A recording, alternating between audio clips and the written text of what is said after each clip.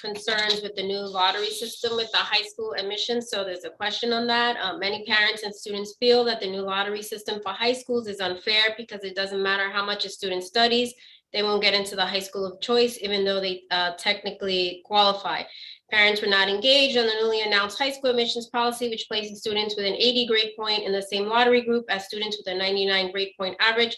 This is highly demoralizing for the students who have been working hard to maintain high grades. Why not allow individual schools to determine admissions? Is that a possibility that the DOE that you may be exploring? You know what, it's interesting. You know, as I got here, there were a number of things that were already kind of in motion, right? And so we're looking at a whole range of options, but for right now, we've come up with this new admissions criteria.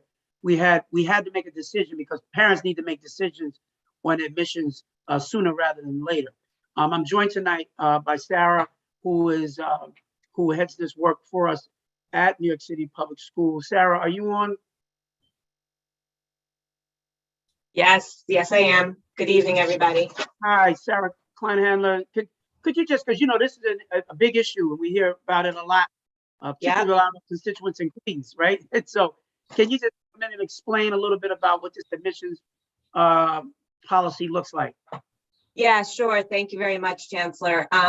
So first of all, as Chancellor Banks said, we are under a tight timeline to make sure that families had information and that the application was open quickly.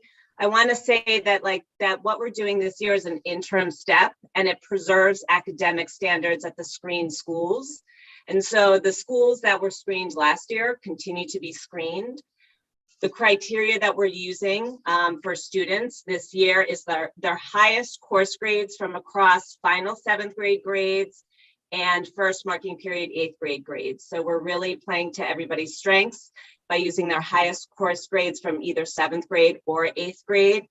And there is a batch ranking, if you will. So students will be bucketed, let's say in the first bucket from, if their average is 85 to 100, they will be in bucket 1 and so on. And we did this to provide access. When we modeled this, we saw that Black and Brown children had the percentage of their access to these screened high schools went up 13%.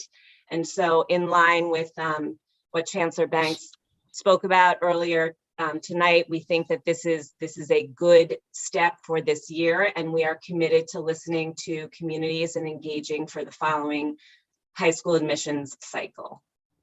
You know, our kids coming through this pandemic, you know, even the grades that they've gotten, you know, they haven't taken in as many exams as they've taken. We're not at a normal phase here, and we're trying to be as fair as we possibly can. And we know there are a lot of parents who would prefer to have seen the admissions criteria remain exactly as it was before. But we're trying to be fair, and we're also trying to be equitable in giving as many of our kids an opportunity as possible. But again, we're going to look at what it looks like. We're going to see what it feels like and how it lands with folks in the community, and we'll revisit it for the next year. So let's stay tuned and let's see how it plays out.